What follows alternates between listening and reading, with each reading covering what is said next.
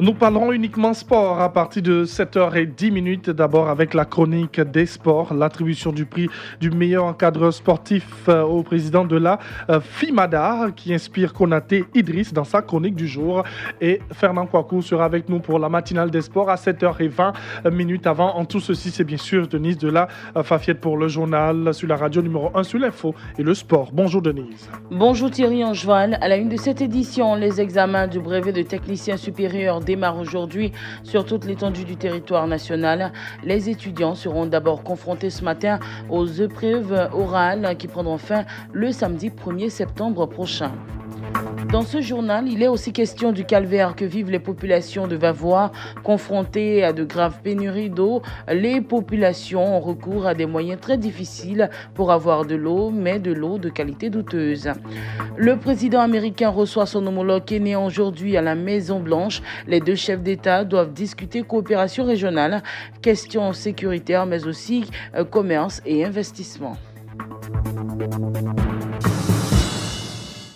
Bonjour à tous. Le vice-président de la République, Daniel Kablan-Duncan, a représenté le chef de l'État samedi aux obsèques du roi Krouchi III, roi d'Nzima en Anvlais-Sautier. Un hommage dans la pure tradition à Caen. Le reportage est signé Adamo Bakayoko. Chants et danses ont rythmé cette cérémonie à la place Abissa de Tiapoum, trempée par une forte pluie. Une pluie qui n'a pas empêché le vice-président Daniel Kablan-Duncan d'aller rendre l'ultime hommage au roi Krouchi III. Et c'est le tam-tam parleur qui adresse en premier le message aux représentants du chef de l'État.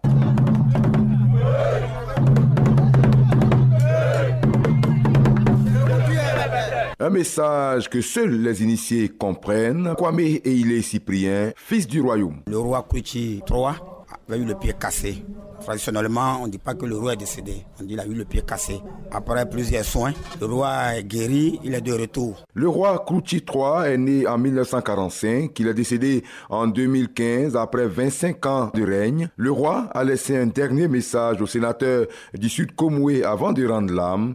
Il y a 3 ans, il avait déjà prédit ce qui arrive aujourd'hui à la classe politique ivoirienne. Famille Akatia Edoukou. Le roi avait dit que c'est vrai que la Côte d'Ivoire a eu une semblante d'alliance et que le diable s'attrevait, que cette cohésion va se disloquer.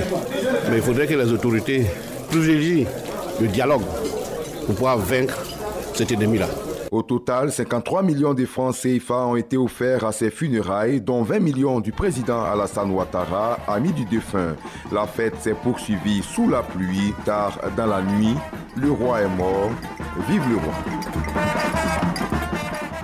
Un autre sujet, la Côte d'Ivoire est passée en quelques années du statut de pays de transit de la drogue à pays de trafic de drogue. Une situation préoccupante car nos écoles sont devenues de véritables marchés pour les dealers. Le sujet était au centre des échanges hier dimanche dans le magazine Les Salons de Radio Côte d'Ivoire. La commune la plus touchée est Cocody. Pourquoi? Les précisions du général Krouma Mamadou, secrétaire général du comité interministériel de lutte contre la drogue.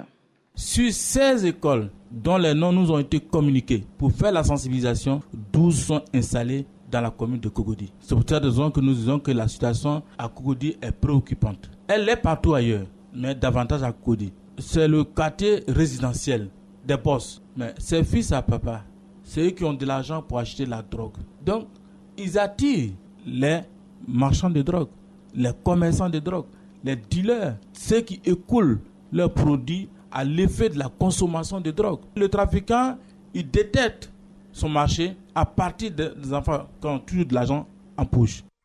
Et nous restons dans l'éducation. Les épreuves du brevet de technicien supérieur BTS démarrent aujourd'hui. Les épreuves orales se dérouleront à compter de ce lundi au samedi 1er septembre. Les épreuves écrites du lundi 3 septembre au samedi 8 septembre. Les épreuves pratiques sont prévues du lundi 10 septembre au samedi 28 septembre et la proclamation des résultats le jeudi 25 octobre prochain. Et pendant ce temps, les nouveaux bacheliers sont guidés dans le choix de leur filière. C'est au cours de la 3e édition des Journées de l'orientation du bachelier Job 2018. La cérémonie d'ouverture a lieu aujourd'hui aujourd'hui à l'université Félix Houphouët-Boigny de Cocody, séjourner sur une plateforme d'échange d'informations sur les filières et le dispositif d'aide aux bacheliers aspirants à des études supérieures. Et avec une autre actualité, parlons de la libéralisation des enjeux de la production audiovisuelle. Les principaux acteurs et les institutions impliquées dans la production audiovisuelle se sont retrouvés en vue d'identifier les moyens susceptibles donc plutôt de permettre à la production audiovisuelle d'être plus compétitive. Au terme de cette rencontre entre producteurs, réalisateurs et experts consultants qui s'est déroulée sous forme de panel, le professeur Konaté Yacouba situe les nouveaux enjeux de la libéralisation de l'espace audiovisuel.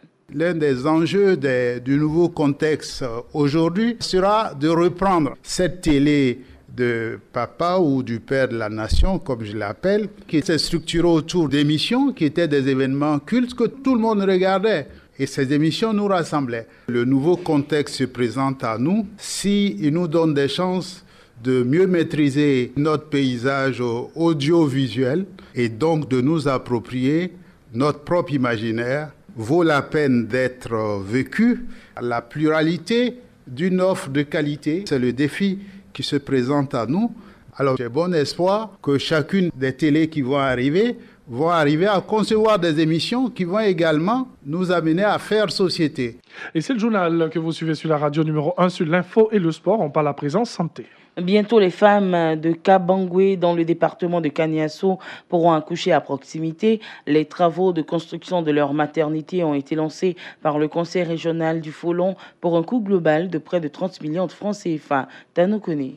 Les travaux de construction de cette maternité vont durer 3 mois et coûteront au conseil régional du Folon près de 30 millions de francs CFA. L'objectif, limiter les souffrances des femmes de Kabangwe et des villages voisins. Sissé Sendou, président du conseil régional du Folon. Kabangwe étant un gros village, la nécessité de cette maternité, donc de ce centre intégré, s'est posée avec acuité. C'est pour répondre vraiment à cette préoccupation que nous avons décidé au niveau du conseil de doter le village de Kabangwe d'un centre de santé intégré, afin que vraiment le calvaire que connaît aujourd'hui nos mamans en ce qui concerne la santé prénatale puisse vraiment prendre fin. Plus qu'une joie, la construction de la maternité de Kabangwe est vue par les populations comme le retour du Messie qui va bientôt mettre fin à ces nombreuses années de calvaire. Doumia Abdoulaye est le président de la mutuelle de développement de Kabangwe. Il y a 2 ans à peine, nous avons perdu 2 dames ici qui sont décédées en couche. On a souvent vu des femmes qu'on transporte pour aller très loin, qui souvent perdent la vie pendant leur transport. Alors, tout ça fait réfléchir.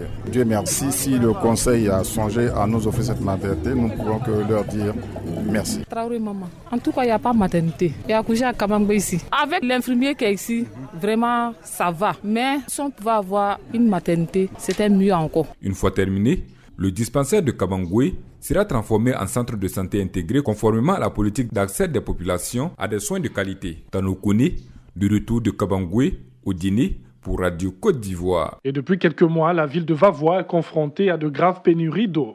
Les habitants ont recours à des transporteurs d'eau par pouce-pouce, de l'eau qui coûte 100 francs le bidon de 20 litres et 1000 francs la barrique.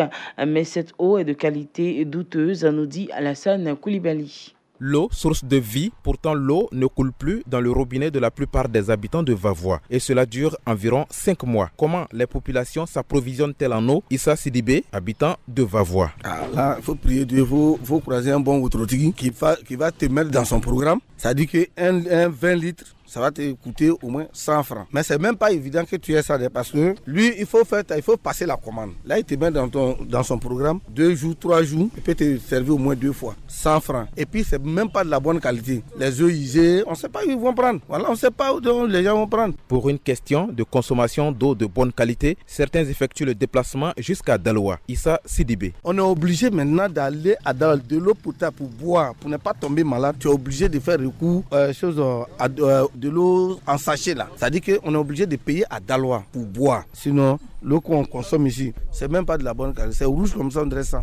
Les sources d'approvisionnement d'eau pour bon nombre d'habitants sont les bas-fonds. Les plus nantis optent pour les vendeurs ambulants qui se livrent à la surenchère. Le bidon de 20 litres d'eau de puits vendu à 50 francs au départ est en ce moment négocié à 100 francs CFA. Alassane Koulibaly, de retour de Vavois, Séguéla, Radio Côte d'Ivoire. Et nous allons à l'international. Uhuru Kenyatta est arrivé samedi dernier à Washington pour une visite de 4 jours aux États-Unis à l'invitation de Donald Trump. Le président américain reçoit son homologue kenyan aujourd'hui à la Maison-Blanche pour la première rencontre bilatérale officielle entre les deux hommes. C'est la deuxième fois seulement que Donald Trump invite un dirigeant africain après le Nigérien Muhammadu Buhari en avril 2018. Les deux chefs d'État doivent discuter coopération régionale et questions sécuritaires, mais aussi commerce et investissement. Environ 130 000 personnes se sont rassemblées au Phoenix Park de Dublin hier après-midi pour la messe de clôture de la rencontre mondiale des familles. Une messe donnée par le pape François qui en a profité pour réitérer ses excuses à toutes les victimes de violences sexuelles et institutionnelles. L'événement était familial mais surtout historique, 39 ans après la seule visite d'un pape dans ce pays pourtant très catholique. C'est la fin de ce journal. Merci de nous avoir suivis. Restez toujours sur Radio Côte d'Ivoire.